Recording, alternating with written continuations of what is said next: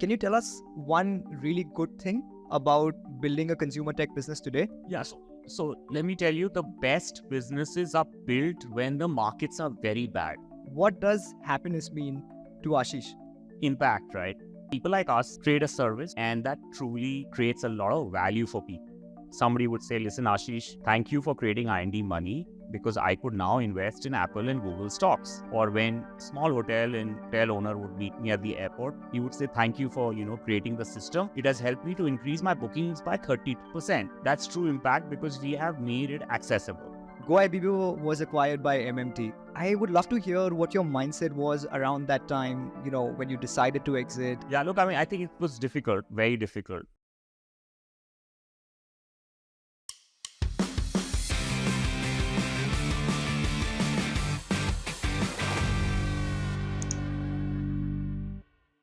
Welcome everyone. This is the second episode of our Fireside Chat series.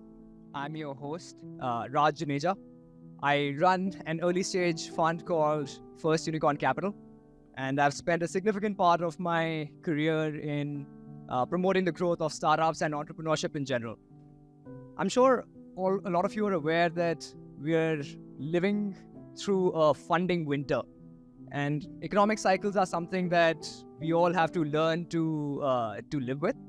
But unfortunately, a lot of the startups and entrepreneurship in general has started getting a bad rap over the last couple of months, and that's quite sad actually, because the enormous amount of value creation that entrepreneurs have done for this country is just stupendous. Speaking of creating enormous value, we have somebody in the room today who has solved problems for so many people that even if we were to fill out all of 2 Horizon and 1 Horizon, the space wouldn't be enough. Just think about it, right? He has solved the problem of bus travel for about 18 to 20 crore Indians. He's given confidence to about 10 crore of us that our hotel reservations will be what they look like through Goibibo.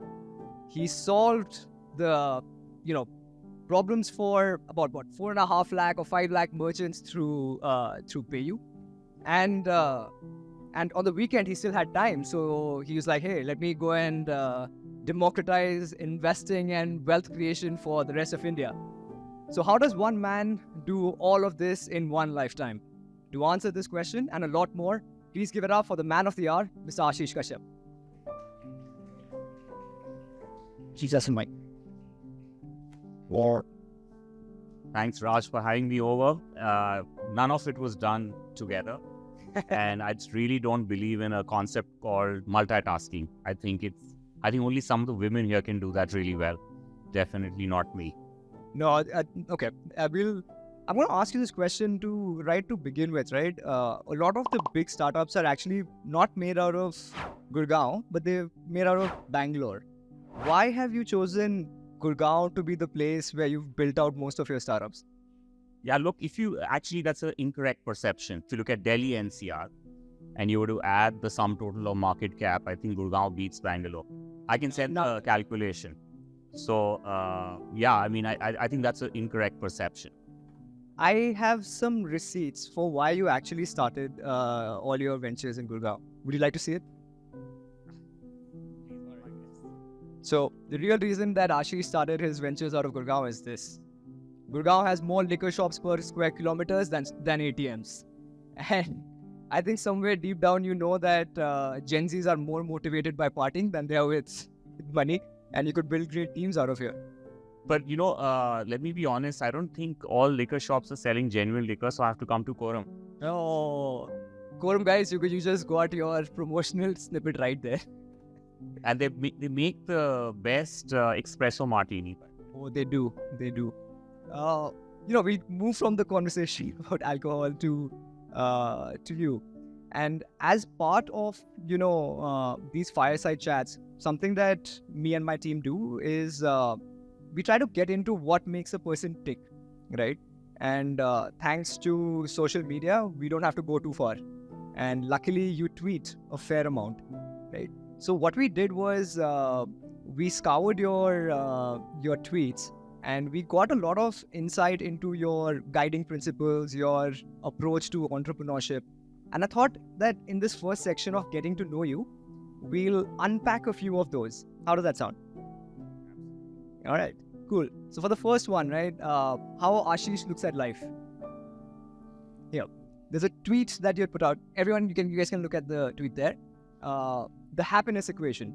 So before you kind of unpack that for us, right, just a quick question here. What does happiness mean to Ashish? Yeah, look, I think a lot of people get unhappy with this whole equation of failure, but they do not bring the concept of, learning. Learning is the positive side of it. Failure is the negative side of it. And the mistake a lot of people make, and even I've made it many times, is that you don't fail fast enough. Because if you won't fail fast enough, you won't learn, you won't iterate, and then you won't win. So really, it's about the equation of not just losing, but it's also the equation of learning and iterating. And as a result, finally, that leads to, happiness, because you win, because if you iterate. Right. When I saw this, initially the question I wanted to ask you was that, hey, this looks like something of, the happiness equation for Ashish, the entrepreneur. So deciphering it, because I wrote this like almost a year ago, right? So impact, right? So the concept of impact is, when people like us create a service, create a product, create a feature, and that truly creates a lot of value for people. When on the road, somebody would say, listen, Ashish, thank you for creating IndMoney, because I could now invest in Apple and Google stocks, which was not possible earlier. That's true impact because we have made it accessible. Or when, a small hotel somewhere in Mahipalpur, the hotel owner would meet me at the airport. He would say, thank you for, creating the system. It has helped me to increase my bookings by 30%. So that's like true impact. You're impacting the lives of people. For me, that equation is perhaps even more important than money. That's very insightful and that makes a lot of sense because there's no mention of the word money there, right? It's happiness is more purpose driven. So I think that's a really good answer. I want to move on to the next part, right? About, let's say, how Ashish approaches entrepreneurship. And this tweet says, innovation happens in phases of ambiguity and chaos, or at the edge of chaos. On the other hand, people love certainty, clarity, and predictability. I would like to ask you a question here, right? That for somebody who has probably operated at the edge of chaos way too many times, how do you build yourself up in those situations when you are in the middle of chaos?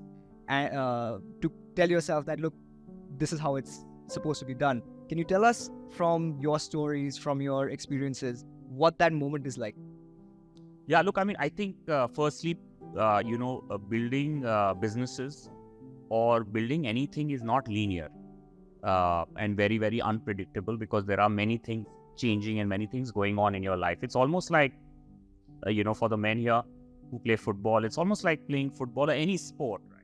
So when you're playing sport, you are combining skill and a lot of intuition and some kind of a judgment, right? When you're hitting the ball, you don't have the time to, you're not a spectator in a stadium that you're looking at things, right? Yaar, ye aise maar deta, right? You're not doing that, right? You're playing the game along with your team, and you are passing the ball.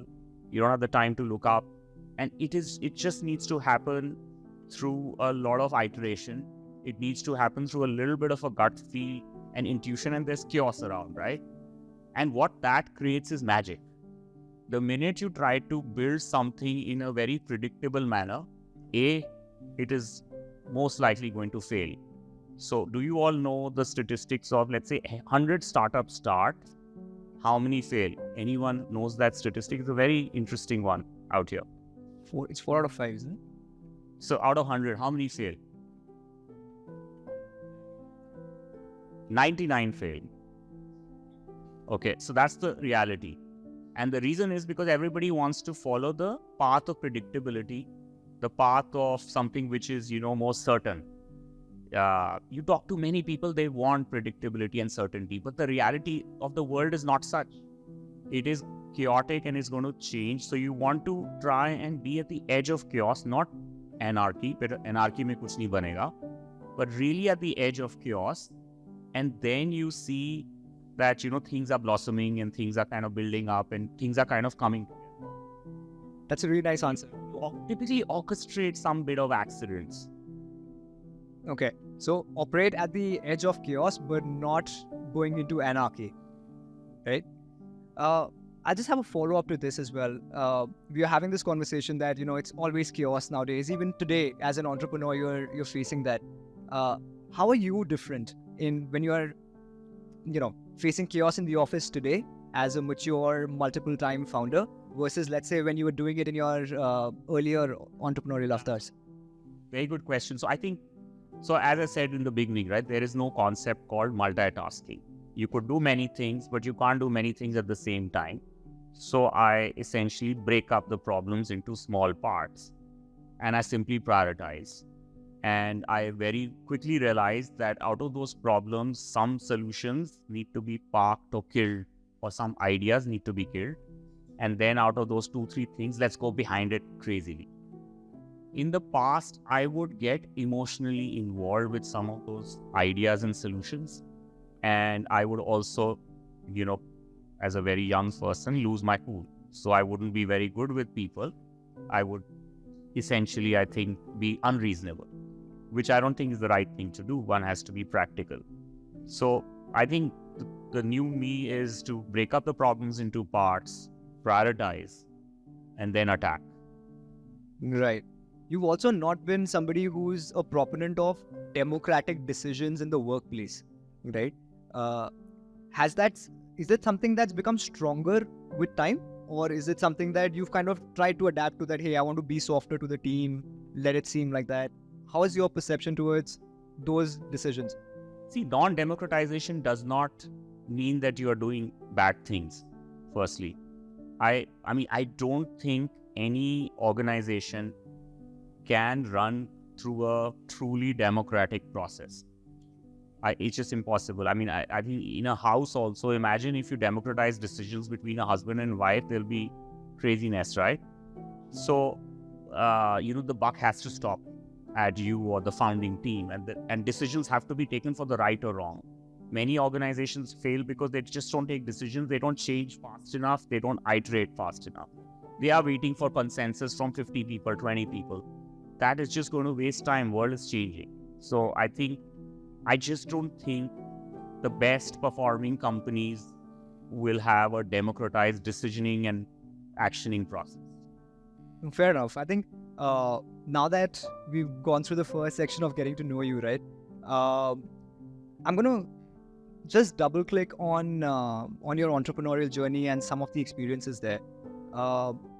Goibibo was acquired by MMT, and it was a big competitor acquiring another one. But very little has been said about it.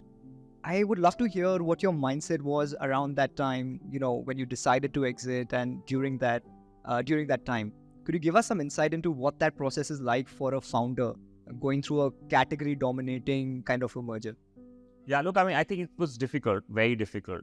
Mergers and acquisitions are very hard while they make people money, but it is perhaps the most difficult phase for your core team and for the founders and even for the shareholders, because everybody is kind of discussing, debating, sometimes arguing. So first thing is that, it is very hard. From the outside, it seems that, wow, things are really rocking. But from the inside, the reality is that there is, absolutely upheaval in terms of emotion. That's the first thing. And it's also very hard for the teams on both sides, from the both buyer and seller side, right? So firstly, it is very nuanced, very hard, very challenging, right? We should not undermine. And in fact, one thing that I've seen is that a lot of organizations, in the pursuit of growth, they go and buy companies and they're not themselves ready. And which is why, again, another statistic is that 8 out of 10 mergers and acquisitions fail. They really fail. The money's written off completely. So that's the first thing. The second thing is that, look, at us as entrepreneurs, we can build the business in two ways. We can either build the business like a boutique business. We can put our savings into a business and build it out. or the other is that we can take money from part of the money or some of the money or all of the money from investors. Investors can be institutional investors can be friends and families, investors can be HNIs or whatever. So the route that I took in my last venture was that we did take money from institutional investors. Now it's my duty. And then, of course, a lot of team members also get equity, ESOPs, etc. So then it's my job to unlock value. Now, how do you unlock value? You unlock value in two ways. One is that you either do a sale, you do a trade sale or a M&A, or you list your asset. So the decision we took at that time was that this is the right way to unlock value. And there are many reasons, right? I don't want to triple click on it. It was a hard one, but it did create a lot of value for my team members. It created very good value for my shareholders. I feel good about it. I feel really bad about it to give up my baby. I still feel very bad about it. That's the reality. And I feel that was kind of an unfinished business, which is what motivated me to get going to start IndMoney. Ashish, that's a very honest answer. So thank you for sharing that with us.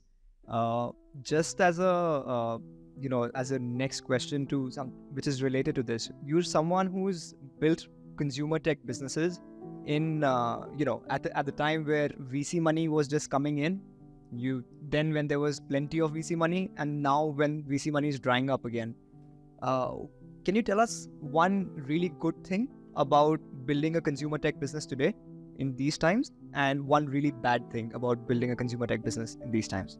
Yeah, so let me tell you, the best businesses are built when the markets are very bad. Okay, and I can tell you this is how we built Goibibo, this is how we built PayU, right? When the markets are bad. Because when the markets are bad at that time, the bad actors are out of the game. When the markets are good, even a fool can raise money, and then there is fight for talent. So a software engineer whose cost should be 20 lakhs suddenly becomes 40 lakhs. Economics of the business goes haywire.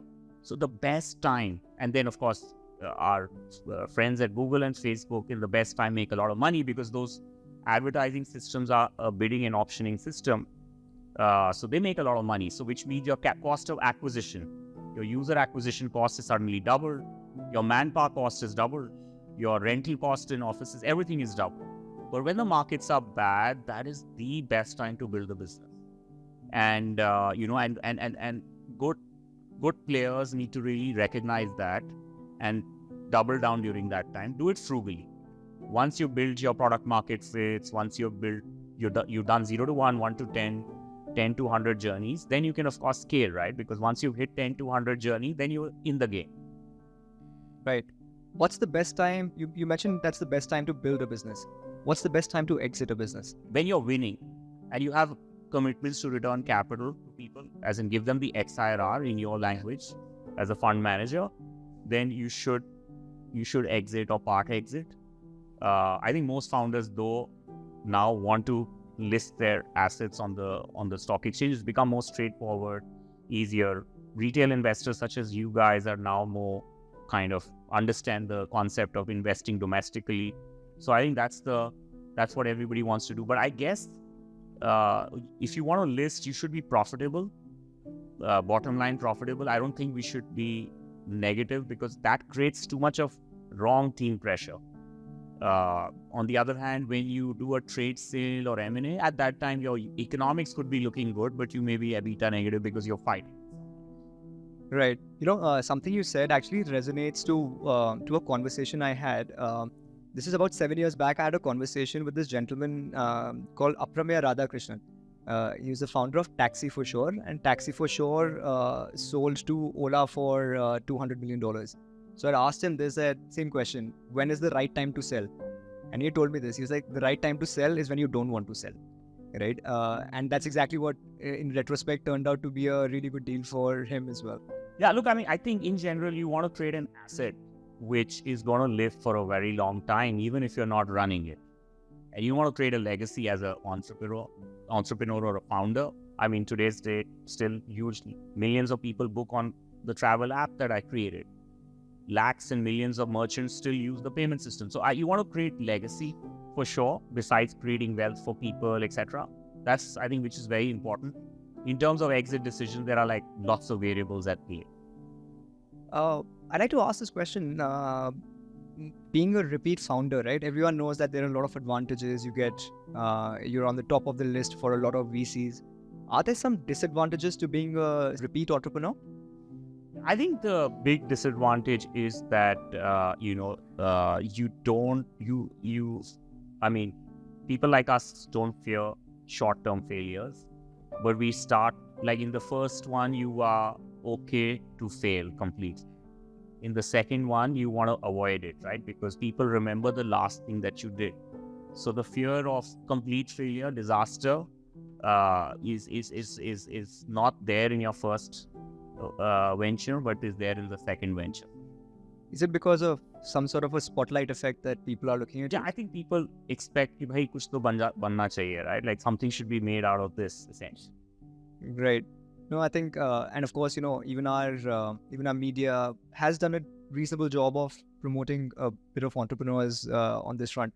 Relatedly, you were at the Global FinTech Forum recently. I believe Kunal Shah had said this to one of the reporters that we need to stop worshipping unicorns. We need to worship people with large profit pools and people who've created a lot of value through bootstrap businesses. Your thoughts? Yeah, look, I think the days of this celebration of unicorns is gone. What should be celebrated are the following metric. What are the unit economics? Does everybody understand unit economics here? If nobody understands, please speak to me. I'm very obsessed. Number one. Number two is, what is a repeat cohort looking like in a consumer business? That has to be celebrated, because let's say if a consumer starts buying from you, if a consumer is investing on your app, is that consumer continuing? So that every entrepreneur needs to be, very, very obsessed about. These are the two. And third metric, which is important for at least a business like ours, is NPS and conversion rates. These are the key metrics. If these metrics are in place, you will create a very valuable enterprise. The rest will follow. So, okay. Now, if you are talking about building a big enterprise, right? Let's say somebody in 2023 does not want to raise capital, but wants to build a big business. He wants to bootstrap it. What would be your top piece of advice for that person? Yeah, so I think that individual entrepreneur or a team needs to really find a way to get to a minimum viable product for a very small set of people who obsessively love that service. So they don't need to worry about tens and thousands and millions of people to be acquired. First thing they need to do is really build a minimum viable product, basic working, with even if it's 100 users, but they shouldn't be your best friends, because best friends lie. They should obsessively love your product. And obviously this will not happen in one go, right? This will be iterative. I don't think anyone gets their product or gets their business right in one go. It's very iterative. So that's what they should. Very interesting. I have a final question before we speak about investing and wealth management. What were the key lessons that you learned as a young entrepreneur, which have now become foundational cornerstones of IndMoney?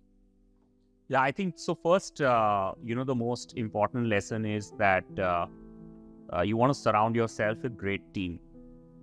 You need to build a great team around you, and I'm not saying large numbers, but few good, really good people.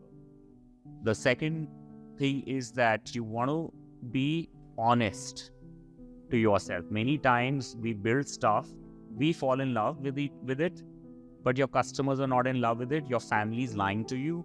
Your friends are lying to you. You got to be honest that listen, ये चल रहा है नहीं चल रहा है, right? And नहीं चल रहा है तो उसको kill करो जल्दी and change it, right? Now, in a business like ours, that may not happen at a platform level, but that may happen at feature level. Google sees so many failures every day. You don't even hear about them. But that is really important. You got to be honest. I think mistake a lot of times even I've made is that you're just dishonest about it. That's the second, most important thing. Third is, a lot of people say, so when I was building Goibibo, at that time, a lot of people laughed. They said, yaar, itne sare travel apps hain, why are you building? Now also when we are building a wealth tech app. Oh, there are 50, 60 wealth tech apps. When we started building, why are you building? What is so different? These are very, I would say, shallow questions. So people should not get scared, because honestly, creating new markets is very hard. Right? Let's say if you want to create a new culture, new markets, that's so difficult.